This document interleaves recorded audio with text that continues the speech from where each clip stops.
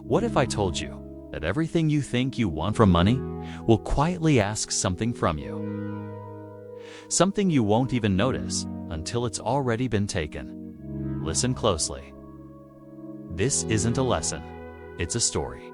A story whispered across midnight tables. The kind of story that keeps you awake long after the lights go out.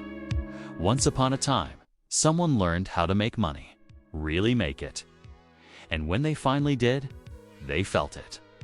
That strange, quiet emptiness hiding behind the numbers.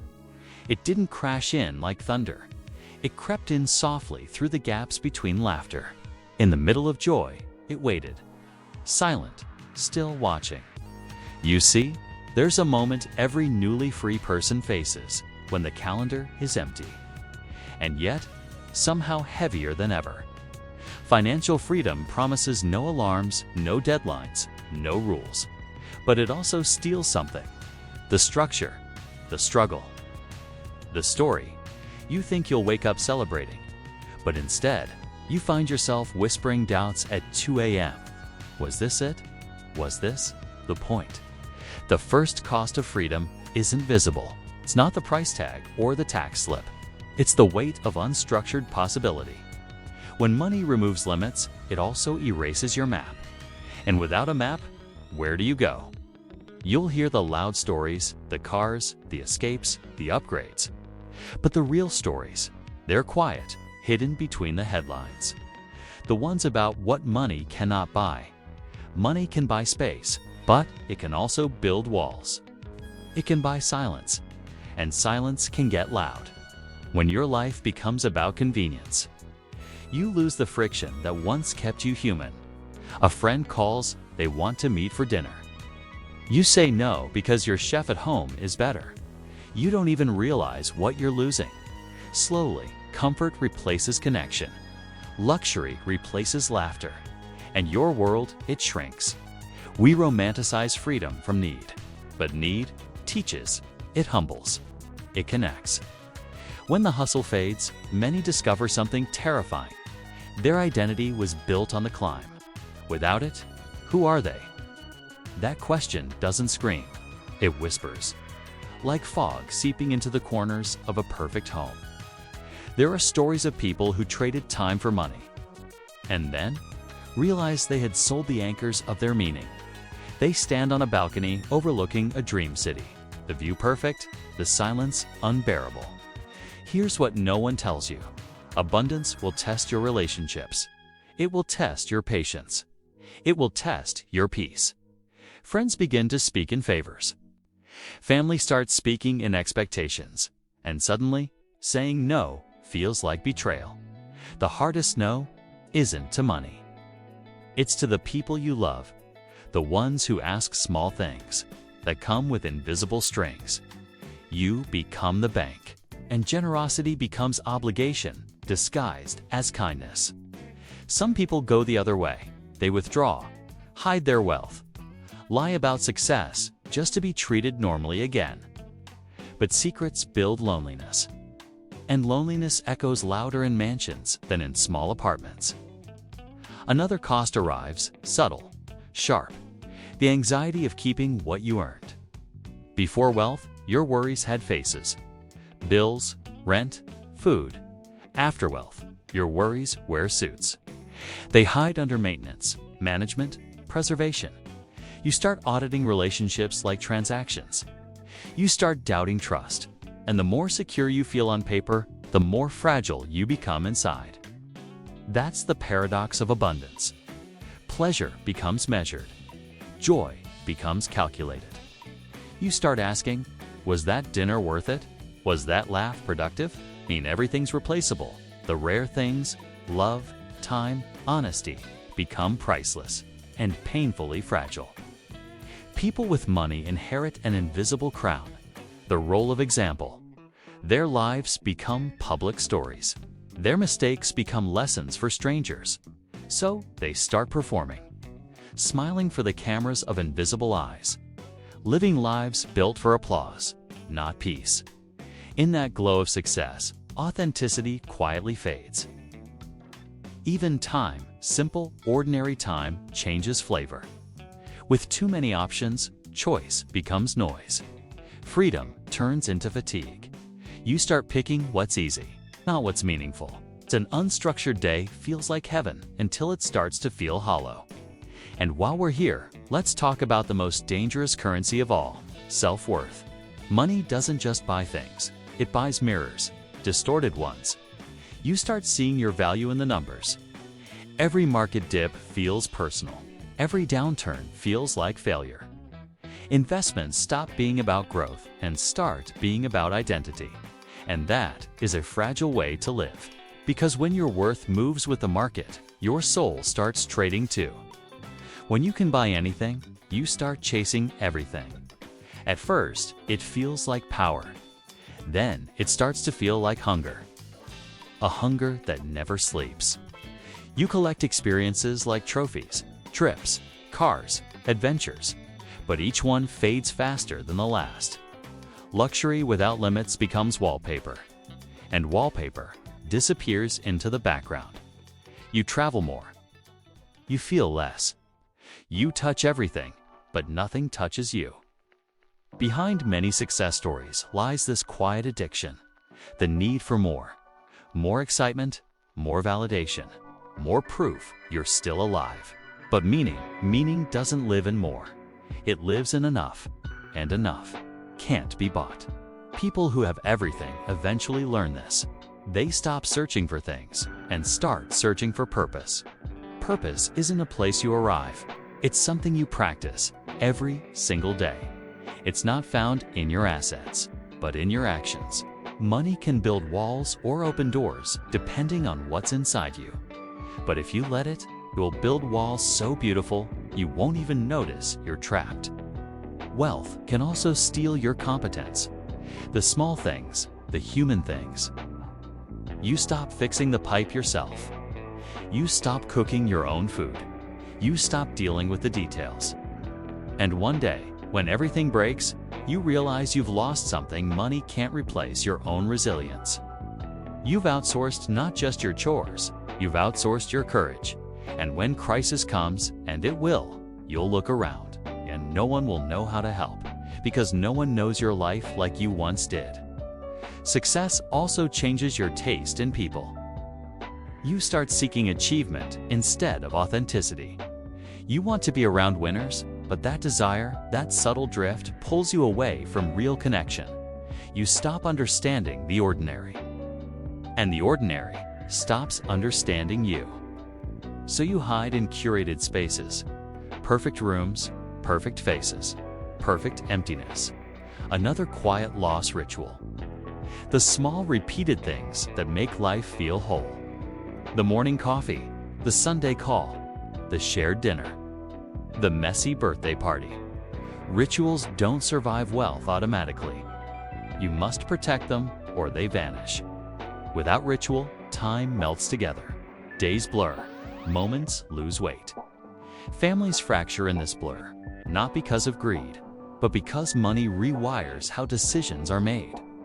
Conversations become negotiations.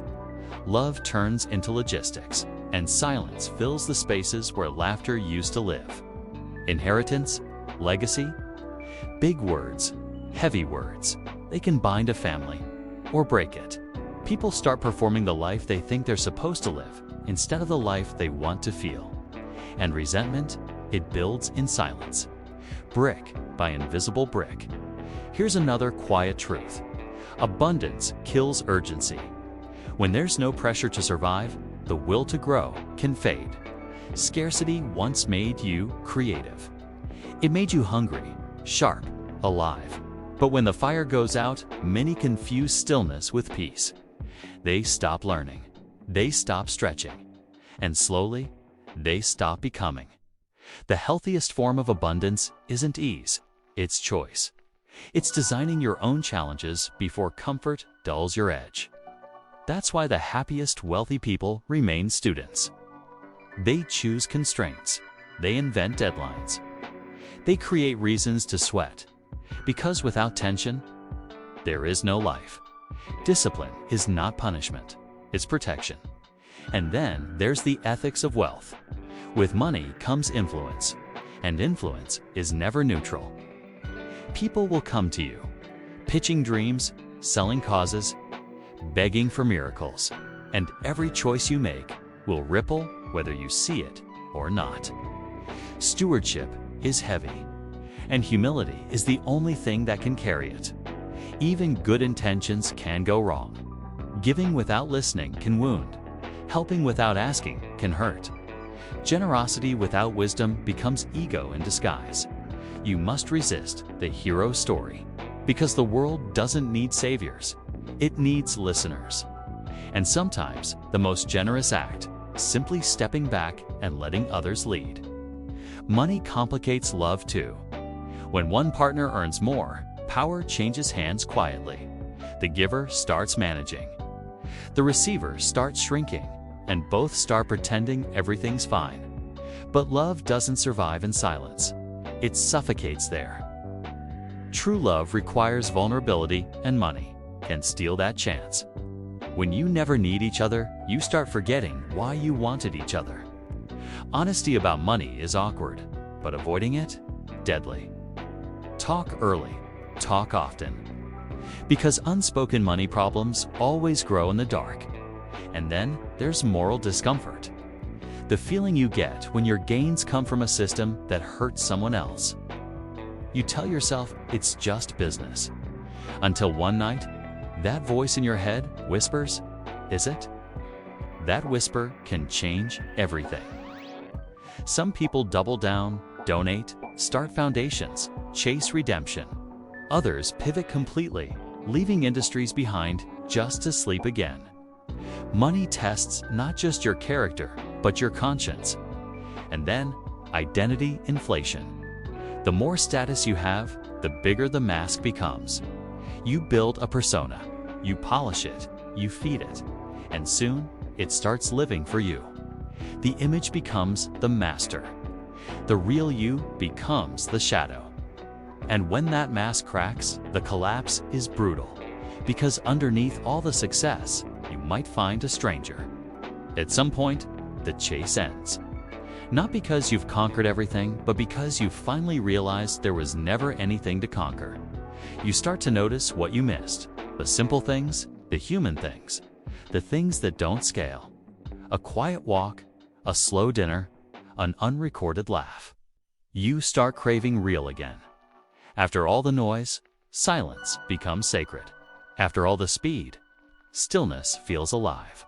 This is where wisdom begins, not in success, but in slowing down enough to see it. You stop asking, "What's next?" and start asking, "What matters?" You realize that the people who looked behind Mai Tove actually been ahead because they never left themselves. The richest people aren't the ones who own the most. They're the ones who need the least. And that's not poverty. That's peace. You begin to relearn gratitude, not as an exercise, but as oxygen. Gratitude keeps your soul grounded when your life becomes weightless. You start giving, not to feel powerful, but to feel connected. You give quietly, privately, without announcement, because true generosity is invisible. It's not about who sees you, it's about who feels you. You learn that humility isn't weakness. It's strength without noise. It's knowing you could impress the world, but choosing instead to serve it. And suddenly, you remember what enough feels like. Enough isn't a number. It's a decision. It's the moment you stop measuring your life in more and start measuring it in meaning. Because money can buy comfort, but meaning comes from contribution. You can't own purpose, you can only share it.